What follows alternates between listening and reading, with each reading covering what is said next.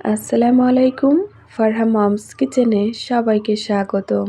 আজকে আপনাদের সাথে শেয়ার করব কাঁচা আম দিয়ে টক ঝাল মিষ্টি শরবত। এই গরমে প্রাণ ঠান্ডা করার জন্য কাঁচা আম দিয়ে এই শরবতটি খেতে আলহামদুলিল্লাহ অনেক ভালো লেগেছে, তাই আপনাদের সাথে শেয়ার করেছি।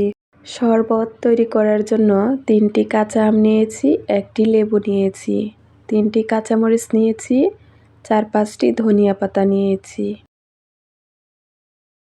বিট লবণ নিয়েছি, চিনি নিয়েছি। আমের টক বুঝে আমি লবণ চিনি অ্যাড করে দিব।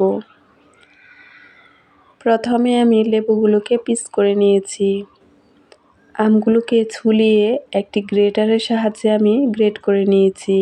আপনারা চাইলে একদম চিকন করে কুচি করে নিতে পারেন অথবা গ্রেটার দিয়ে গ্রেট করে নিতে পারেন।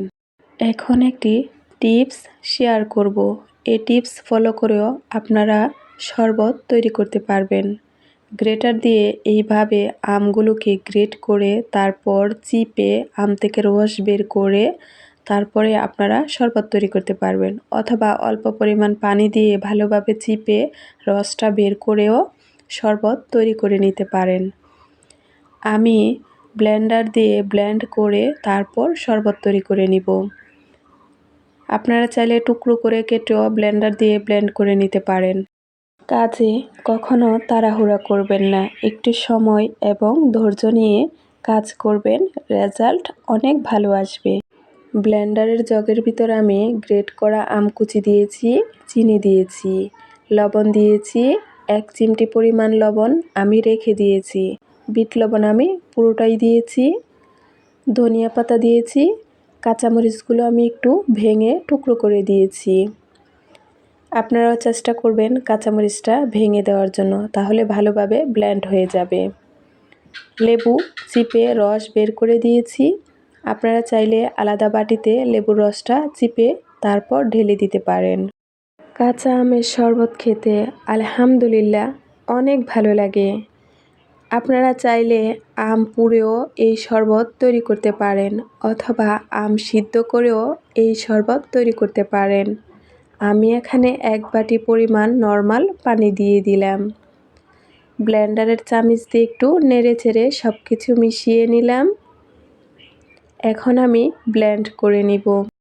গ্রেটারের সাহায্যে আমগুলোকে গ্রেট করে তারপর ব্লেন্ডারে ব্লেন্ড করলে খুবই সহজে সবগুলো উপকরণ ব্লেন্ড হয়ে যায়। একদম স্মুথভাবে সব কিছু ব্লেন্ড হয়ে গেছে। পানির সঙ্গে সবগুলো উপকরণ মিশে গেছে। এখন আমরা গ্লাসে ঢেলে নিব। আপনারা চাইলে এইভাবেও শরবতটি পরিবেশন করতে পারেন। আমরা ফ্রিজের পানি দিয়ে একটু পাতলা করে তারপর পরিবেশন করব। সবগুলো গ্লাসে আমি সমানভাবে ভাগ করে নিয়েছি। এখন নর্মাল ফ্রিজের পানি অ্যাড করে দিয়েছি। তৈরি হয়ে গেছে কাঁচা আমের টক ঝাল মিষ্টি শরবত। আপনারা চাইলে এখানে কয়েক টুকরো আইস দিয়েও শরবতটি পরিবেশন করতে পারেন। মাশাআল্লাহ, শরবতের কালারটি অনেক সুন্দর লাগছে। আলহামদুলিল্লাহ, শরবতটি খেতেও অনেক ভালো লেগেছে। আপনারা চাইলে ছেঁকে তারপর শরবত পরিবেশন করতে পারেন। আমার কাছে মনে হয় না ছেঁকে পরিবেশন করলে অনেক বেশি ভালো লাগবে। আমাদের শরবত রেসিপিটি যদি আপনাদের কাছে ভালো লাগে, প্লিজ আমাদের চ্যানেলটি সাবস্ক্রাইব করবেন, ভিডিওতে লাইক করবেন, কমেন্টস করবেন এবং ভিডিওটি শেয়ার করবেন। সবাই ভালো থাকবেন, সুস্থ থাকবেন। আল্লাহ হাফেজ। আসসালামু আলাইকুম।